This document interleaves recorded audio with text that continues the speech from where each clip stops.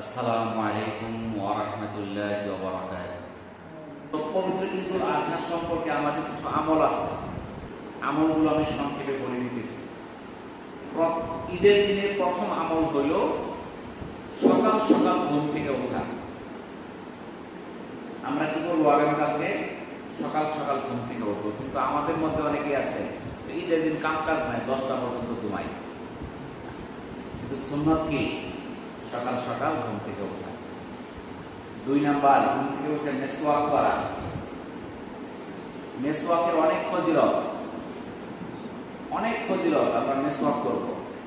3 number, গোসল করা। আমরা সকালে উঠে মেসওয়াক শেষ করে আমরা গোসল করে নেব। 4 নাম্বার, শরীয়ত সম্মত সাজসজ্জা করা। আমরা সাজসজ্জাটা শরীয়ত সম্মত হবে, শরীয়তের বাইরে যেন না হয়, এবং সামর্থ্য অনুযায়ী উত্তম পোশাক পরিধান করা। আমাদের যেরকম সামর্থ্য আছে, এই সামর্থ্য অনুযায়ী আমাদের যত সাধ্যগুলো আমরা উত্তম পোশাক পরিধান করব। 6 নাম্বার আমল হচ্ছে সুগন্ধি ব্যবহার করা, আতর ব্যবহার করা।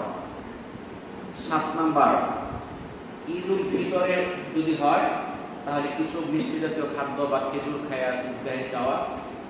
আর ঈদ উল আজহার দিন না খায়া যাওয়া সুন্নাত।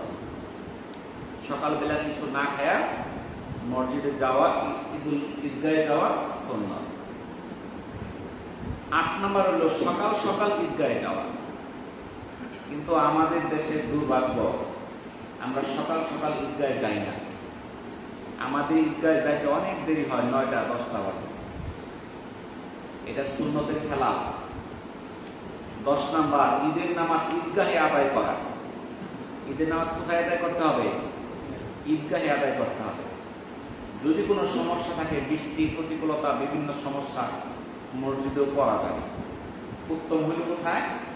ঈদগাহে পড়া।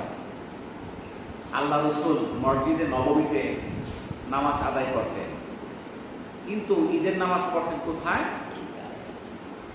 মসজিদে নববী থেকে একটু দূরে, যেখানে এখন একটা মসজিদ নির্মাণ করা হচ্ছে, মসজিদে গামামা।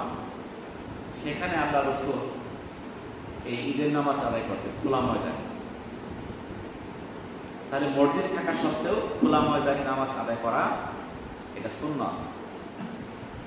11 নাম্বার, যে রাস্তায় ঈদগাহে যাওয়া হবে আসার সময় ভিন্ন পথ ব্যবহার করা। আমরা যেদিক দিয়ে যাব একটু ভিন্ন পথ দিয়ে আসার চেষ্টা করব। 12 নাম্বার সুন্নাত হলো পায়ে হেঁটে ঈদগাহে যাওয়া। আমরা কি যাব? পায়ে হাঁটা যাওয়ার চেষ্টা করবো। আমরা যদি সকাল সকাল রওনা হই তাহলে ঈদগাহে কি হাঁটা যাওয়া যাবে না? 13 নাম্বার, ঈদের যাওয়ার সময় তাকবীর পড়তে থাকা। আল্লাহু আকবার, আল্লাহু আকবার, লা ইলাহা ইল্লাল্লাহ, আল্লাহু আকবার, আল্লাহু আকবার, ওয়া লিল্লাহিল হামদ। এই তাকবীর পাঠ করতে করতে যাওয়া।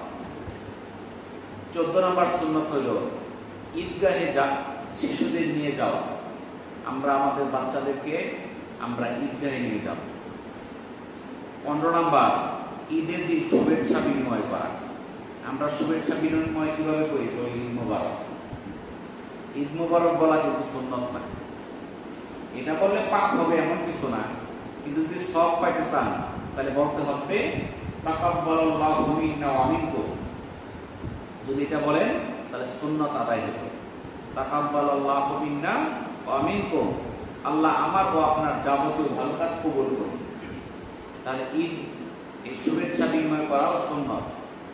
16 নাম্বার, ঈদের খুতবা শ্রবণ করা। 17 নাম্বার, ঈদগাহ থেকে ফিরে এসে ঘরের মধ্যে 2 রাকাত নফল নামাজ আদায় করা, এটাও সুন্নাত। আবু সাঈদ খুদরি রাদিয়াল্লাহু তাআলা থেকে বর্ণিত, তিনি বলেন নবী করিম সাল্লাল্লাহু আলাইহি সাল্লাম ঈদের নামাজের আগে কোনো নামাজ পড়তেন না, তবে নামাজ পড়ে ঘরে ফিরে 2 রাকাত নামাজ আদায় করতেন। সুনানে ইবনে মাজার 1293 নাম্বার হাদিস।